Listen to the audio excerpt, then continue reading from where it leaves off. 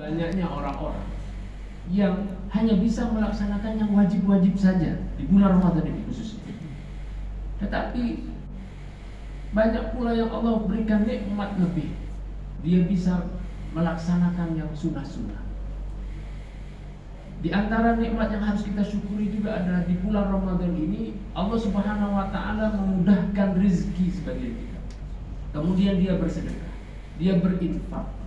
Ini juga merupakan nikmat dari Allah Subhanahu wa taala. Meskipun misalnya hanya 2.000 rupiah saja. 2.000 rupiah yang dimasukkan ke kotak amal itu misalnya, atau 2.000 rupiah yang dia berikan kepada orang lain yang membutuhkan. Jika dia bersyukur dengan hal yang kecil itu, ibadah yang kecil itu, maka Allah Subhanahu wa taala akan menambahkan nikmatnya.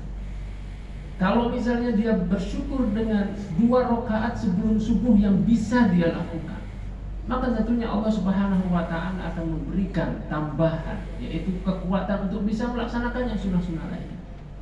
La in syakartum la azidannakum. Jika engkau bersyukur, maka aku akan tambah nikmat itu. Ini adalah ujian hati kita yang pertama, kesyukuran. Makanya di bulan Ramadan ini biasanya ujian kesyukuran ini ada di awal-awal yang paling terasa. Ya. Karena ada orang-orang yang masuk bulan Ramadan, dia diberikan kemudahan oleh Allah Subhanahu wa taala beribadah, tarawihnya full, ya, tarawihnya terasa kuat. Kemudian ibadah sunnahnya juga kuat, tilawahnya banyak. Akhirnya dia melihat kekurangan orang lain.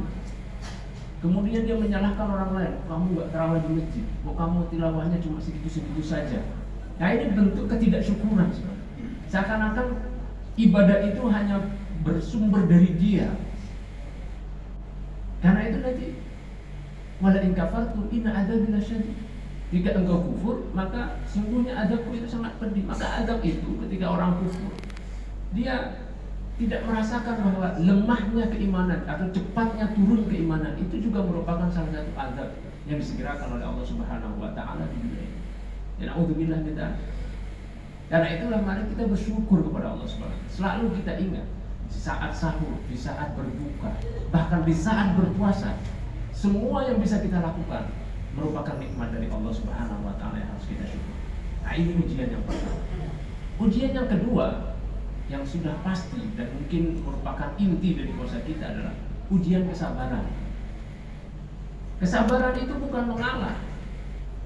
Kesabaran itu menahan diri untuk tetap terus melaksanakan syariat itu, yaitu ibadah, yaitu sabar.